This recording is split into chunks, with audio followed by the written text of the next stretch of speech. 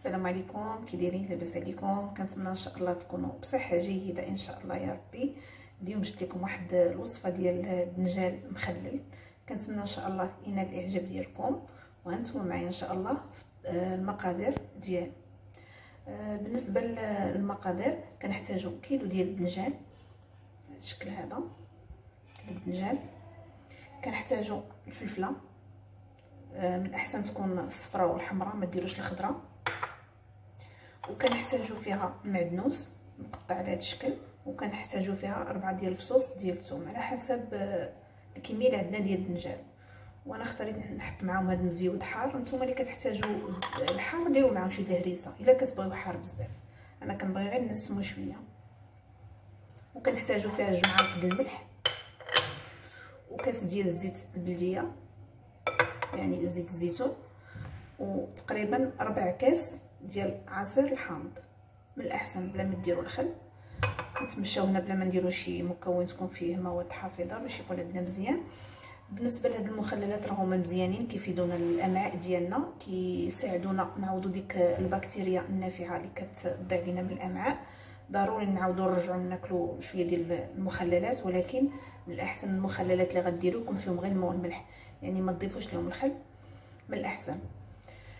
ايوا ان شاء الله وهانتوما معايا في الطريقه ديال التحضير. انا بغيت غير نوريكم الدنجال، غتحيدوا ليه بحال نص قشره ونص لا، ما يكونش يعني كله فيه قشور على هذا الشكل هذا.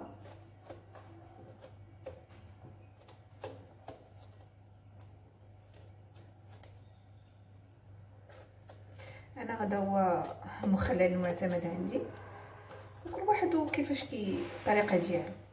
المهم هذا كيجي بنين، غادي تجربوه ان شاء الله، ما غاديش تبقاو تستغناو عليه. صافي من بعد ملي كنحيد هذا سمحوا لي صافي كنقطعوه على هذا الشكل. انا بغيت نوريكم غير الطريقه حيت انا ديجا مصوباه هو هذا صافي. وكنقطعوه على هذا الشكل مربعات، شفتوا كيجي على هذا الشكل هذا مربعات صافي. وكنديروه في كسكاس وكنفوروه، تكون البرمه فيها الماء والكسكاس نديرو فيه الدنجال ديالنا، غير نفوروه ما نسلقوهش. المهم هذه هي الطريقه ديالي وهانتوما معايا ان شاء الله باش نوريكم اش غديروا. هنا البنات بعد ما فورناه كيولي على هذا الشكل هذا، شفتوا كنجيبوه وضروري هانتوما شفتوا كتلق الماء، نزولوا ليه داك الماء اللي كان، نحاولوا نضغطوا بيدينا شويه بحال هكا باش نحيدوا منه داك الماء كامل اللي فيه. شحال ديال الماء كيهبط منه، ضروري نقصوا ليه داك الماء اللي كيبقى لينا فيه. هو غير مبخر ورغم ذلك كيطلق الماء، داكشي علاش قلت لكم ما تسلقوهش، غير بخروه في الكسكاس.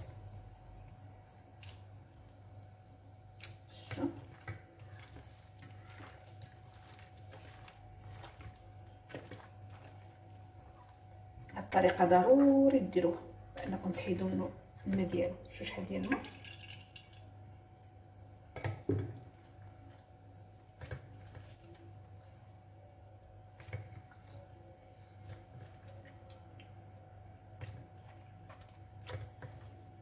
صافي بعد ما نقصنا منه الماء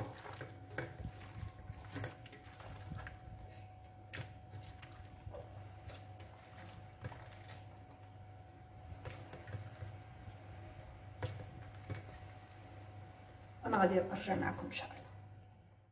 هنا بعد ما عصرناه كاع داك الماء تحيد منه كيف ما وريتكم، درتو في هذا الاناء وغادي نضيفوا ليه قليل من الفلفل. بالنسبه للفلفل كما قلت لكم غير احمر ولا صفراء ولا الليمونيه، الخضراء بلا ما ديروها. صافي كنضيفوا قليل من الفلفل على حسب الكميه اللي عندنا. كنضيفوا المعدنوس وكنضيفوا الثوم. هاد الفلفل نخلوها هي الاخيره. وكنضيفوا الملح على حسب الكميه اللي عندنا.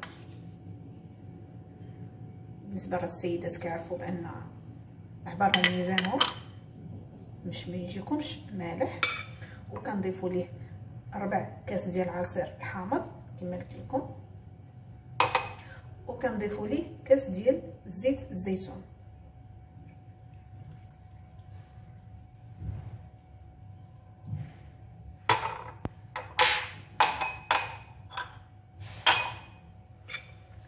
صافي كنخلطوا الخليط على هذا الشكل هذا.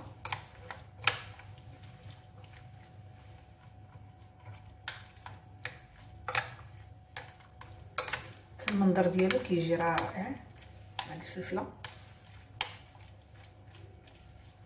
نحاولوا نخلطوا جيدا باش يندمج لينا العناصر اللي درنا، الثومه والمعدنوس والملح حتى هي تندمج لينا مع البنجال وزيت الزيتون. كما قلت لكم اللي كيبغي حار يدير معاه شويه ديال الهريسه اولا الفلفل الحار مطحون، نتوما على حسب الرغبه ديالكم. دابا الحار انا ما تنبغيش الحار بزاف، غادي ندير معاه غير داك المزيود باش يعطيني غير نسيمه.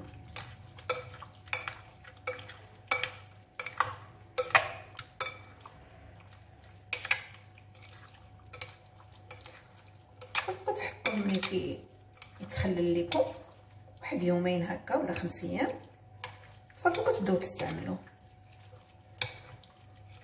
بين ما دخل هاد العطريه كلها تدخل في الدنجال للداخل، صافي كتستعملوه.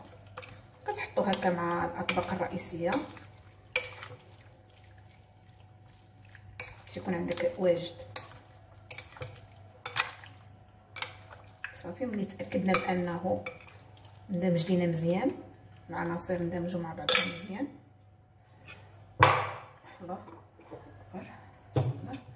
غادي نجيب واحد القنينه نوريكم الطريقه باش غتحتفظوا به. كنجيب قنينه بعد ما نظفتها مزيان وعقمتها صافي، وكنعمرها بهذا الخليط اللي صوت. بسم الله. بعد ما كنتاكد بانه اندمج مزيان مع العناصر اللي عندي على هذا الشكل هذا.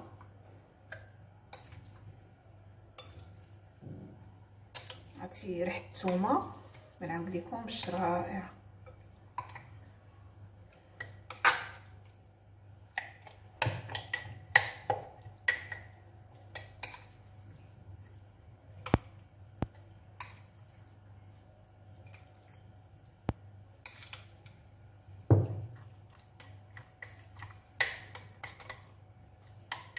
نضغطو هكا ونخليو حتى بلاصه خاويه.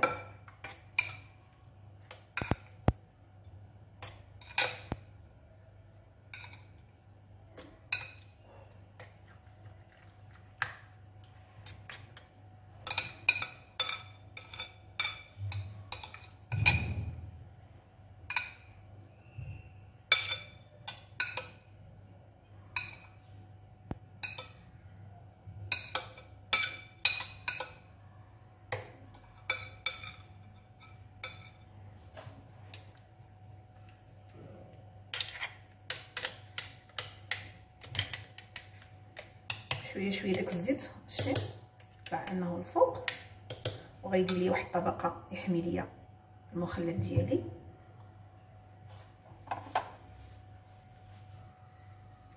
نطفوها وغادي نجيبو بلاستيك غذائي ضروري، واخا تكون عندكم القرعه كتسد مزيان ضروري ما نديرو بلاستيك الغذائي.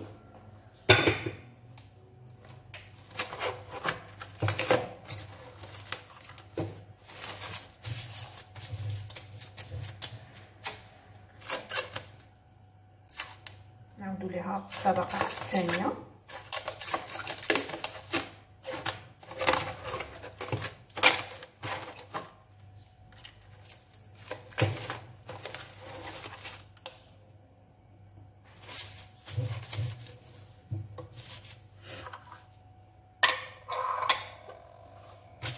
صافي وكنجيبو